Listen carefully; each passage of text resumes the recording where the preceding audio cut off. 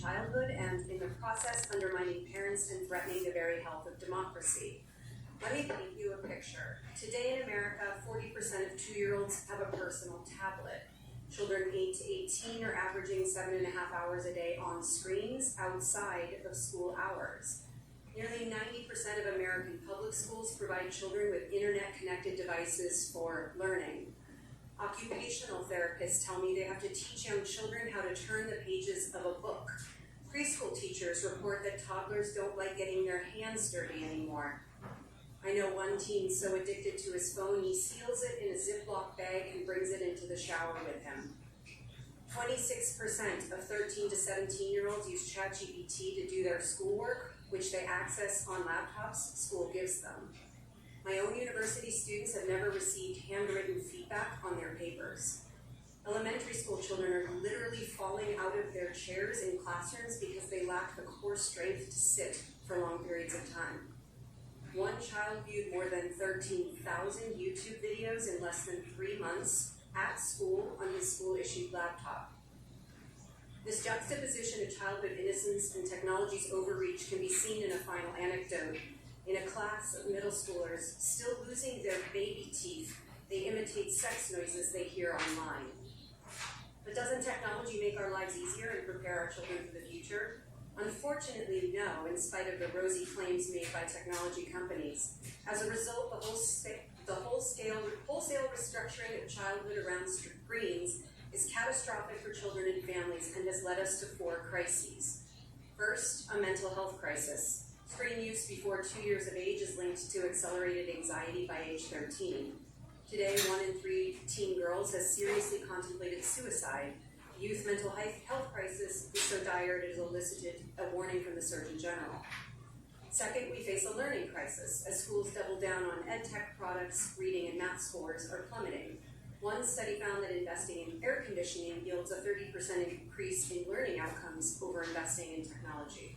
We are quite literally wasting education dollars on ineffective technologies. Third, a crisis in creativity. A 15-year-old in Kentucky told me that she feels like the older kids are the lucky ones. In an after-school elementary drama class, she said to the younger children, "Let's pretend we're flying." They looked at her and said, "How?" If children can't pretend to fly, they cannot imagine and therefore cannot innovate. Creativity means having an original thought. Technology access in childhood does not enhance creativity, it kills it, and this threatens the future of entrepreneurship in America. Remember, today's tech giants had analog, play-based childhoods. Finally, the enmeshment of technology in childhood is creating a crisis for our democracy. Thomas Jefferson said, "An informed citizenry is at the heart of a dynamic democracy." When children spend hours being fed algorithmically driven rage-bait content designed to increase engagement, they lose the ability to form their own opinions, detect bias, and think critically. Informed citizens? Hardly. All of this is by design, of course. Technology companies build their products to hook and hold our attention, and children's brains are especially vulnerable. To make their products safer, tech companies would have to compromise profits, and they don't want to.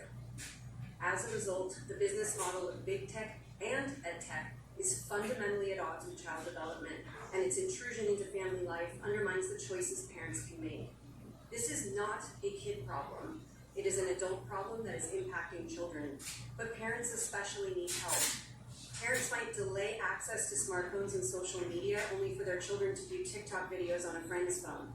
Parents can block YouTube at home only to get direct access for their children on school laptops.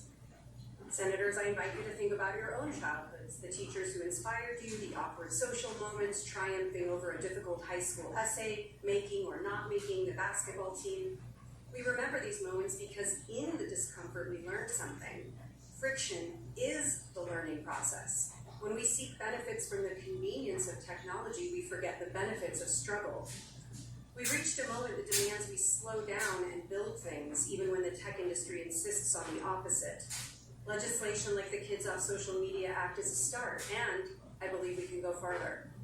Just as we have done with regulating alcohol and tobacco, we can do so in technology too.